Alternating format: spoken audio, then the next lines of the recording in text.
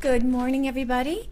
Welcome to Diets Are Fattening, our private group, and I'm also going to post this on YouTube. I'm not going to use names, so don't worry, but just trying to spread the message, and I thought, well, might as well double dip with this because we spent a lot of time on this, so I thought, what the heck.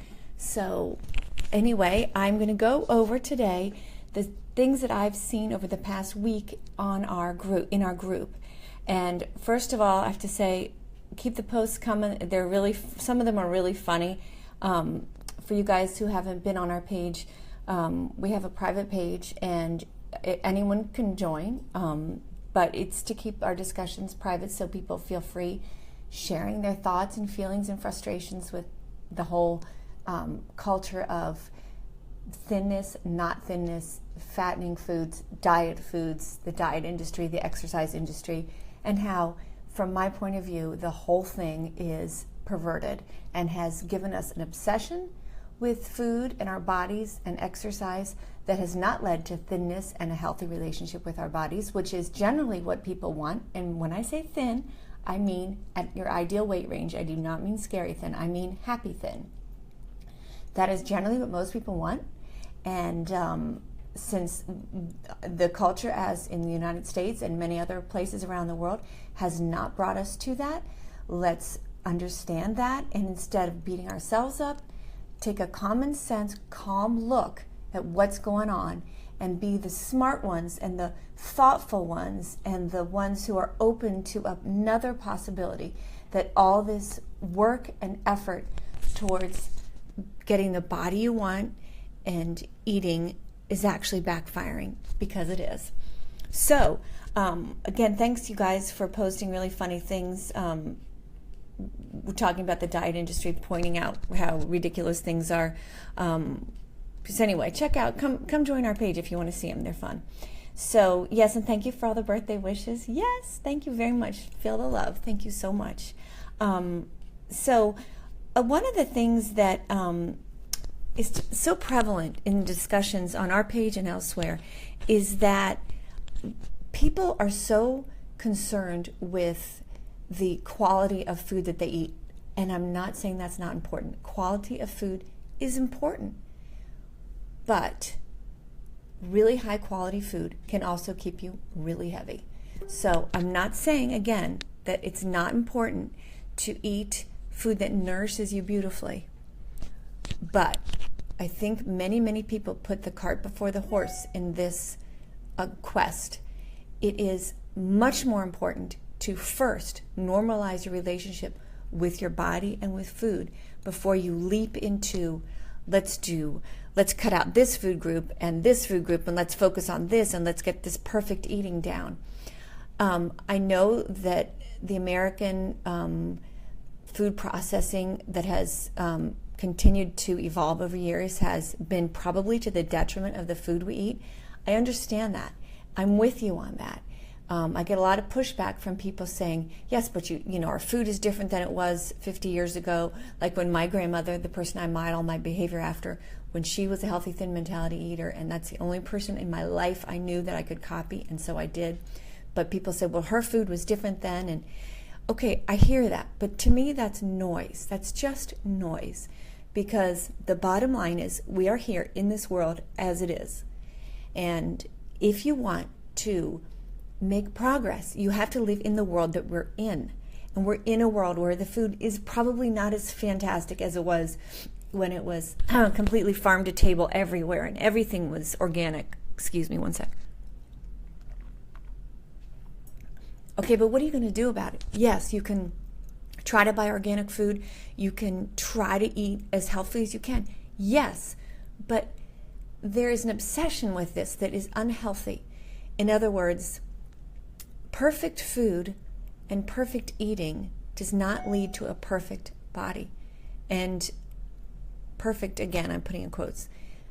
What leads to a happy place with food and eating is being present in the world that you live in. And the world that we live in is still glorious. And yes, there's been maybe too much processing done to our food. That pendulum is swaying back already. We'll get there. In the meantime, don't freak out about it. In the meantime, find the foods that you love.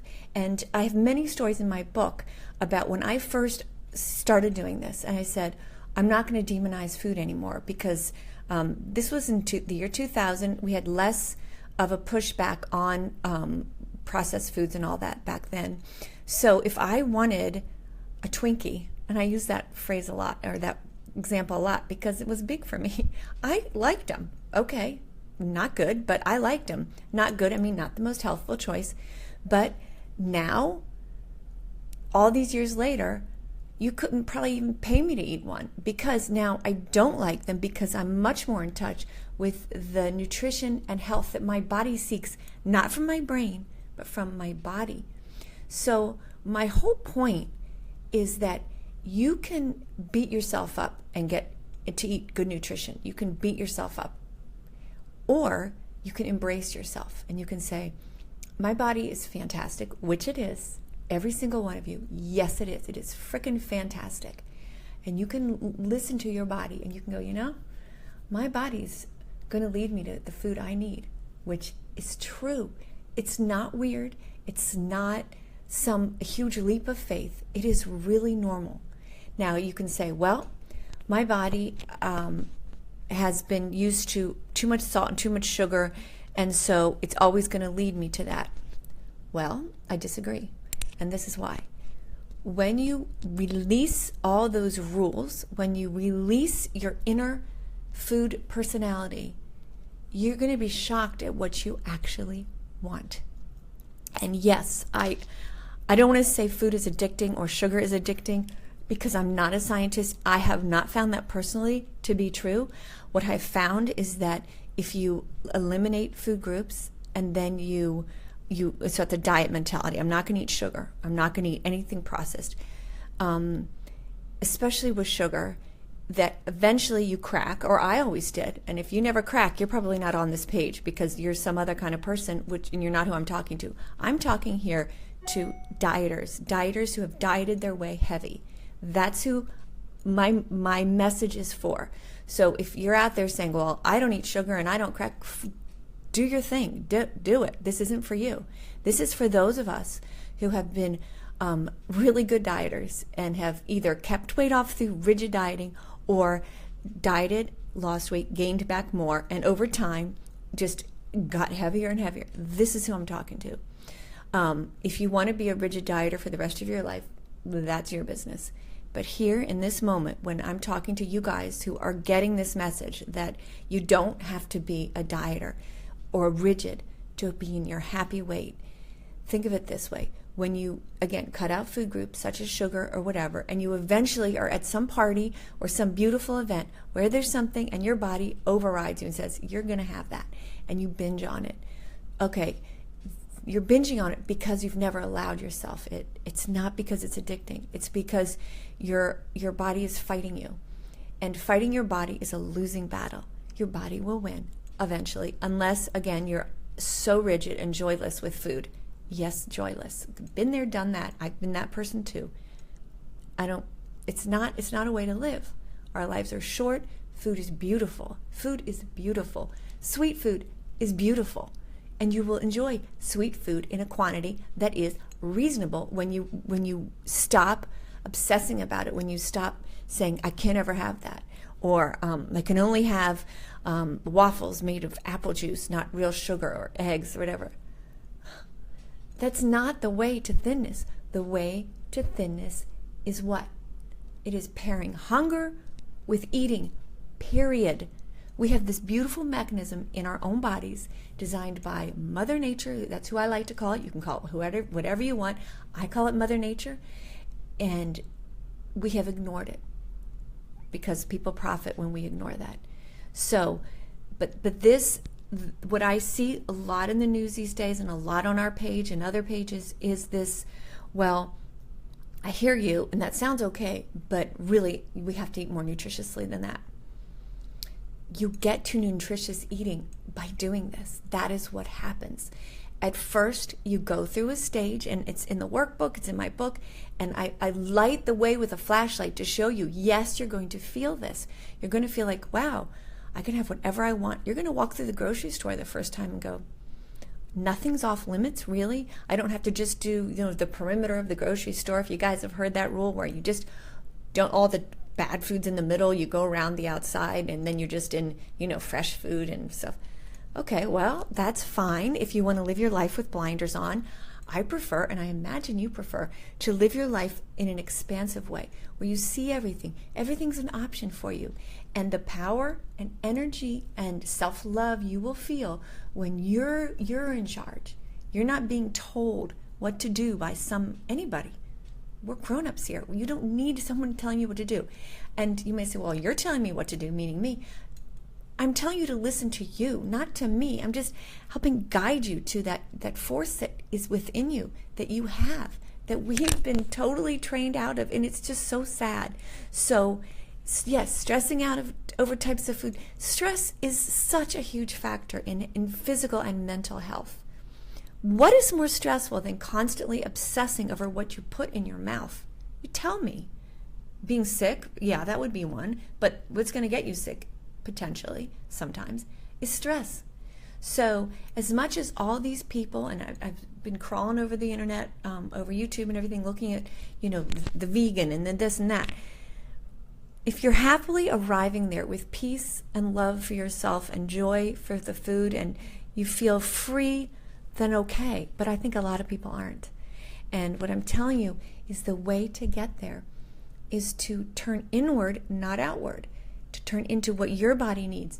And I want to stress that what your body needs is different than what my body needs, and that what your wife or husband or daughter, everyone's different. Our needs are different. Our calorie requirements, our energy. What a calorie is, just energy. How much energy do you need in a day to fuel you?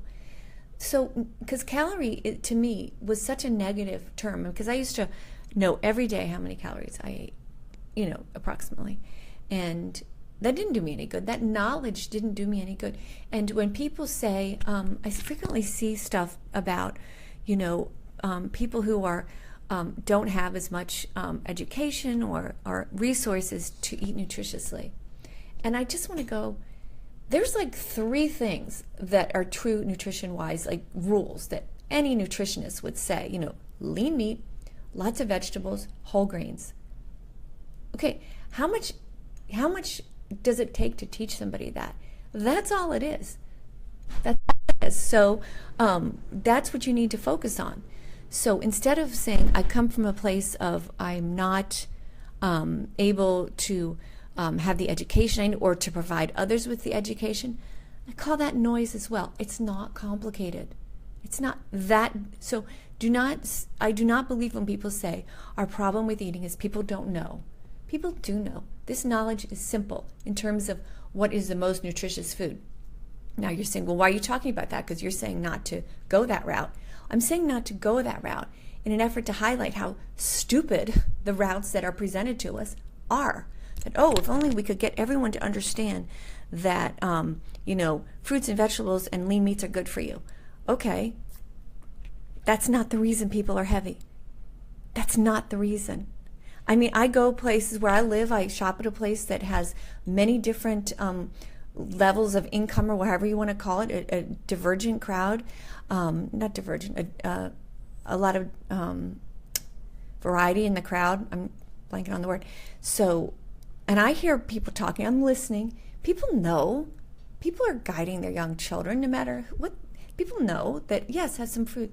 That's not it, folks. It's not knowledge-based that we're not doing well in our world with obesity or being, 20 or 30 pounds overweight. It's not knowledge. It's because we're diverse. Yes, that's the word. Thank you so much. It is because we are working against our bodies instead of with them. We are studying dieters to learn how to be healthy thin. Don't study dieters, study naturally thin people. And as I say in my book and explain, I hope, over and over, what naturally thin people do in common is one thing. It is not what they eat. It is not when they eat. It is not if they eat sitting down or on small plates or fast or slow. The one thing people do is that they eat when they're hungry. That is what naturally thin people do. They eat when they're hungry.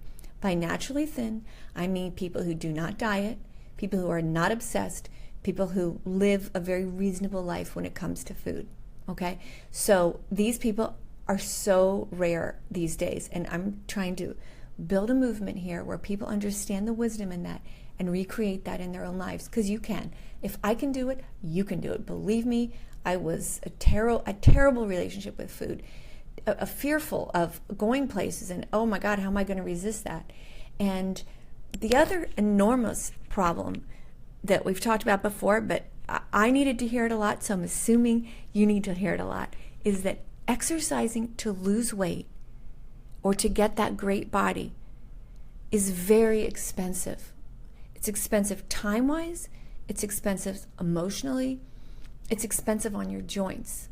So what I'm saying is, if you want to be like an elite athlete, that's different. I'm talking about people who want to feel good, feel reasonably in shape, and have a nice relationship with their body. We over-exercise. We don't under-exercise. We over-exercise. Most dieters do.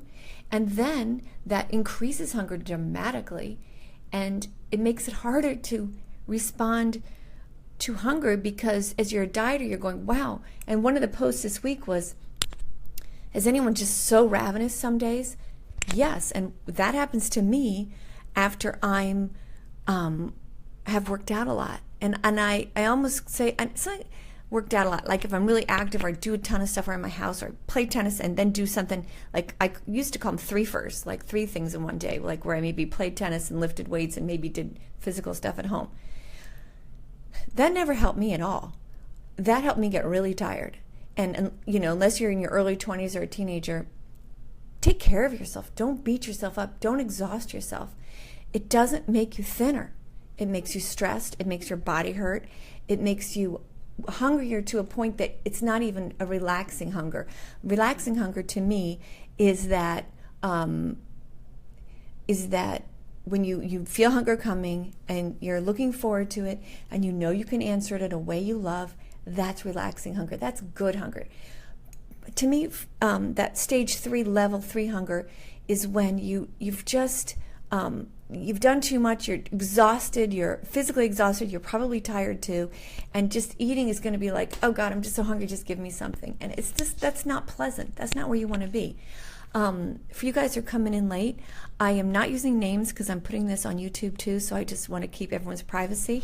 But the question about being super hungry some days, and then I responded saying, you know, if you've exercised a lot, you can be super hungry some days.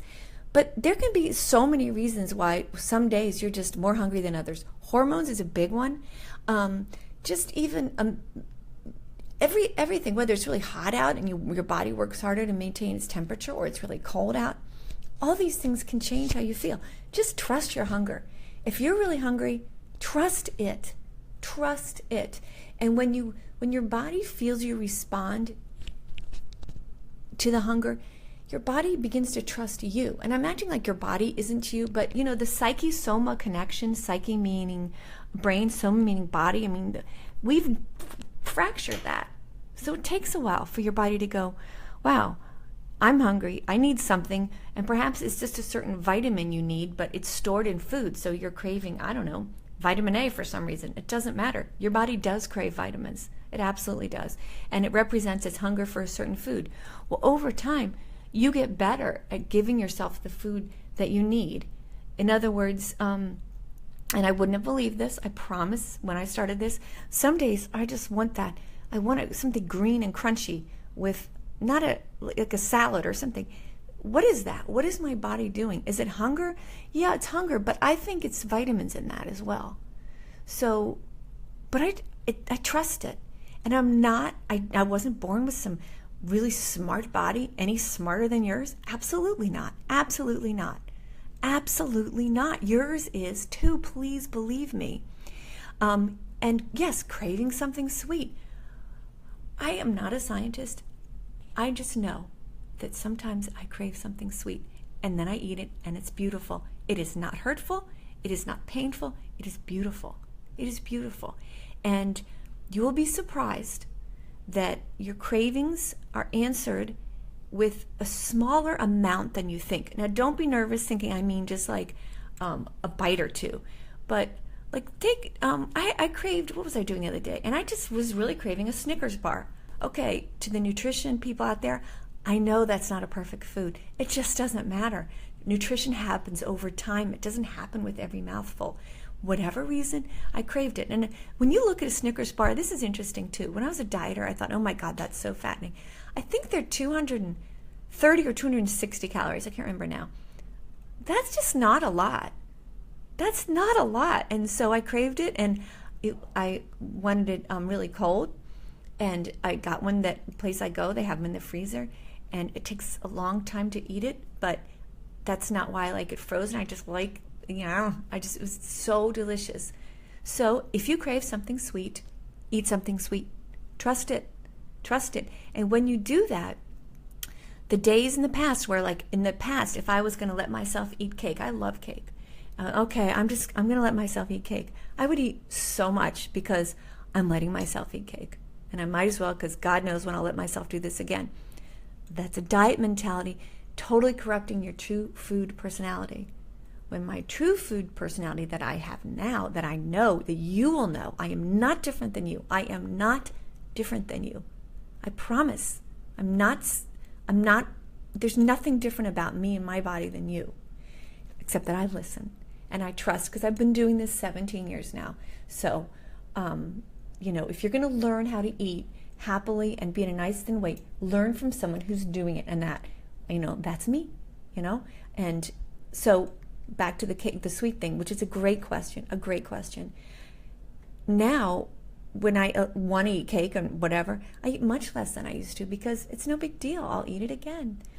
And it's the first few bites are by far the best, because hunger is at its peak, your craving is at its peak. When that diminishes, at this point, it is zero willpower for me to go, I just don't care for anymore. And I've been out with people who've gone, oh, really? It's not willpower.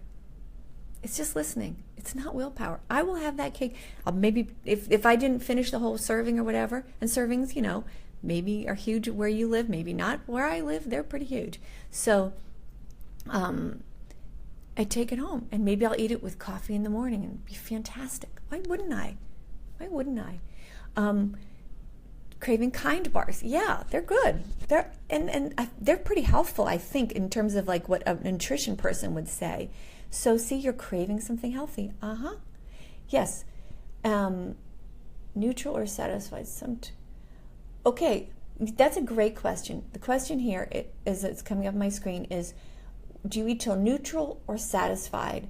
And that sometimes neutral doesn't feel satisfying. This is where language is so important, and thank you so much for asking that, because I'm a word person, and language, like if someone's trying to teach me something and the words they use aren't resonating with me, I don't learn it well. And so you find the words that are going to work in my head as well and your head as well. So if neutral isn't satisfying, then the way I experience neutral, then you're not in neutral. Okay, so that's me. That's the word neutral to me means something different than it does to you. So it's a great thing you're pointing that out. So yes, neutral is when, in my head, when hunger is gone and I feel good, I feel satisfied, and I don't want more. So if you're neutral, and neutral to you means something other than that, then go to satisfied. Go to satisfied. Because I have the feeling, and I think this happens, it's a great question. I think this happens to people more than I actually would have guessed. That neutral, like when I say ride that neutral wave, like you get hungry and you bring yourself back up to neutral. By neutral, I mean, I feel good again. So that kind of does sound like satisfied, doesn't it? So if that word works better for you, then use it. And we all use language slightly differently.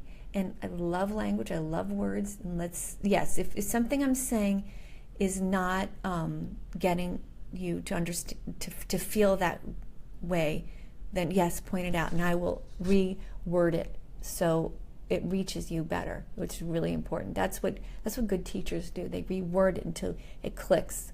So if you aren't feeling good and you're walking away from the table and hunger is not just hunger pangs. Hunger is in the mouth, it's in the heart, it's in the soul, it's everywhere. Mother Nature gave us a lot of hunger signals because Mother Nature wants us to survive. So when people say, oh, it's just mouth hunger is legit. It just is legit. So I'm seeing my neutral feels like I'm not holding back or depriving myself from eating. My neutral feels happy. Great. Yes, that's the neutral I'm talking about. And if neutral to you is not satisfied, go to satisfied. And that's good. And it's good to learn how to self-coach, right? It's really a grown-up, wonderful, empowering thing to go, okay, what words make me feel good? That's why in the back of the workbook, there's all these healthy thin mentality mantras I wrote out. There's pages of them. And that is an effort on my part to rephrase things over and over until it sticks. So look at those. And if you don't have them, I put them in, my Twitter feed is full of them, by the way. I haven't done Twitter much lately, but they're little short phrases to try to keep you in touch with the feeling that you're going after from, satisfying your hunger. And that is a feeling of peace, of no stress, of joy, right? I mean, how many things in your life are as fabulous as eating? Eating is great. Eating is so great when you're hungry. And when you're eating without hunger, it's okay, but it's not life affirming. It is disconnected from your voice. So I was out last night, as a matter of fact, and dinner was later than usual for me, or I don't know, I ate some before I went out because I couldn't wait.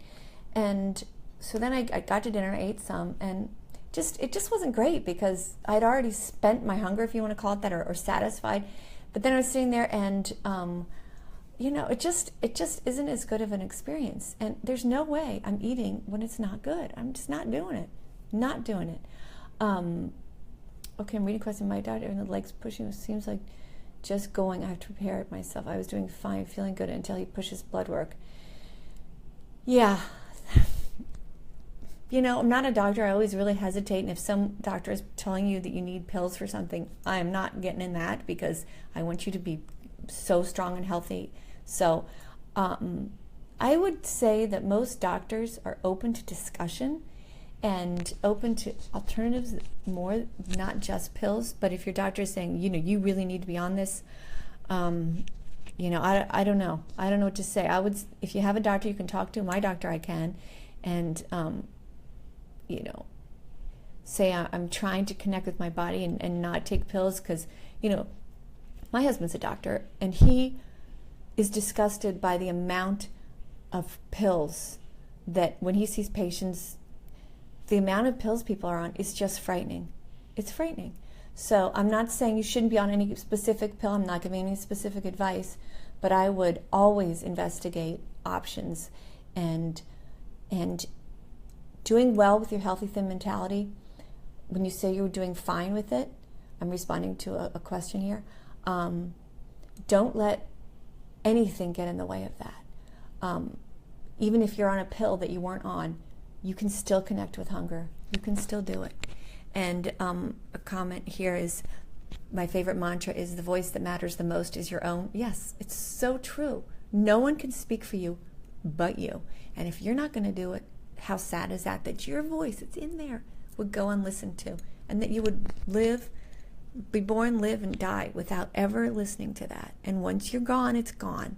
Right? That voice. Yes, that voice is yours. It's so precious.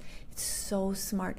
Think of all the things in your life. That feeling of intuition or a gut feeling that even that someone's watching you across the room and you go, I feel some eyes on me. What is that? Or if you're you just feel uneasy about a situation, what is that?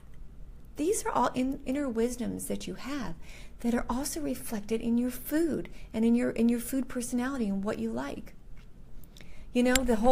We talked last week about, someone posted a great thing about water. I hope I talked about it. I kind of feel like maybe I didn't, but that it used to be drink 8 glasses a day, and no matter what, just drink this. Thirsty, don't worry about it. Just not thirsty, rather, don't worry about it. Drink. And great post last week that was out saying now doctors are saying, no, you really should just respond to thirst. I mean, come on. How normal is that? So respond to thirst, respond to hunger. Your body, despite what I thought in the beginning, when I started this journey and said, I'm not dieting anymore, I'm going to eat when I'm hungry, just like my little grandmother, I'm going to eat exactly what I want. I thought I would be eating Twinkies and crap for the rest of my life because that's what I liked. No, it wasn't. That is what I ate post-diet because I was so tired of restrictions. You listen to your voice and you realize, what I really like? This was the weirdest one for me. I like salad, and I used to think I only liked salad with lots of dressing on it. I like put salt and pepper on lettuce and stuff. I know that sounds really scary if you're a dieter, oh my God, I'm not going to get dressing. But it's good sometimes, and sometimes I do like dressing. I'm just saying all these things I never thought would ever be true. I'm relating this because I want you to hear it again and again and again. Yes, got an ill, take a pill. Yeah, it is sad. It is sad. It's very sad. Kind of need to get used to seeing small portions. Yeah. And that's another great point. The small portion, you need less than you think, and then I think that makes people sad. I need less than I think, then I won't be able to eat as much. But once you're eating for hunger, you just don't care. You don't care. You look at your plate, and you eat your plate, and no matter what's on it, you eat what you want, what you crave, until you feel satisfied. And there's a promise, the motivation to eat the rest goes away. And depending upon your age, your activity level, your size, if you're a small person, you need less. If you're a larger person, you need more. If you are training for a marathon, you need more. Or if you just like to work out a lot, you need more. It doesn't matter what the person next to you is doing. It doesn't matter what the chef put on your plate. How the heck is he going to know or she going to know what you need? You know. Listen. Your first few bites were fantastic. You get through it and you're like, it's pretty good, but it's not as good as it was a few minutes ago. Hold on. Delay, not deny. Delay until hunger returns. And it may be 5 minutes. I've been at meals. I posted on Instagram recently where I was somewhere where I had food on my plate and I ate and I thought I was satisfied, and I didn't, I kind of put my stuff down. And about, 5 or 10 minutes later, I'm like, I'm not done here. And then you eat more.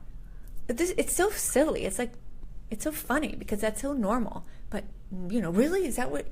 Yeah, I would have thought, wow, that's really revolutionary back when I started. So I'm imagining maybe some of you guys are going, wow, that's a really good idea. But it's just so normal. Just eat. Hunger's gone. Delay.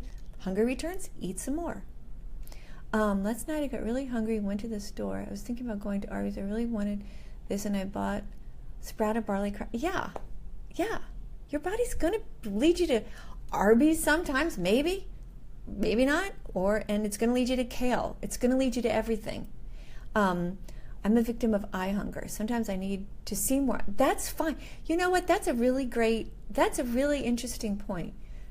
This is, I'm a victim of eye hunger. Sometimes I need to see more on my plate. Right now I'm working on decreasing a bit, but maybe not eating at all, so I don't feel deprived. I can relate to that. I like seeing food on my plate. I like it. I like how it looks. Like a plate that wasn't very full may make me sad too. But then I get the power of eating exactly what I want. And someone reacted, and again, I'm not using names here because I'm putting this on YouTube, last week or a couple weeks ago saying that power word. Power is fantastic. Power is powerful. So when you, when I just have like a couple little things on my plate, that doesn't feel good. I want to see that I have choices and I can do what I want. And then I take it home or I save it for later. Now, if I'm homemaking something, I'm probably not going to load up my plate because that's just a pain in the neck. I have to put it back because I pretty much know I know kind of how much I'm going to want because I've been doing this a long time. But when you're first starting, load up your plate and understand that every time you leave stuff on your plate and you feel okay, the next time it's easier and easier and easier. It's like a ball rolling downhill. If you're kind of pushing it at first, and then it just goes and it gets easier. Okay. Would you get? I usually come. Yeah, that's a great. Okay, this is. I'm responding now to. Would you agree? I've cut my food into quarters. I eat the first quarter. Ask myself if I need more. If yes, yes. That's a great training wheel. You're not going to need to do that later on. Absolutely. As you're just starting this, all the little self-coaching, little assistance you can give to yourself, absolutely do it. Yes, if that helps you cut it in quarters and stay in touch and how do I feel? That's a great idea. Great idea. I don't remember. I probably did that early on. I don't need to now, so I don't. But it doesn't matter. Whatever works for you. But quarters sometimes look small, but if I don't come... Okay, so she's saying that sometimes if she doesn't cut it up, she might go overboard, because sometimes we're thinking about stuff and life is busy. Maybe you've got a kid running around, or you're trying to get back into your office and you're in the lunchroom or whatever, and things get hairy. I think that's a very reasonable thing to do. Just to remind you, because yeah, we can eat unconsciously. And that's another thing, though, when I go back to what healthy, thin people who don't diet do. Sometimes they eat unconsciously. Like that article that was so great that we talked about last week, where the lady was saying, she went to an intuitive eating thing and they're teaching her how to eat again. The thing I don't like about that is that just makes you feel like an idiot. Like you don't know how to eat.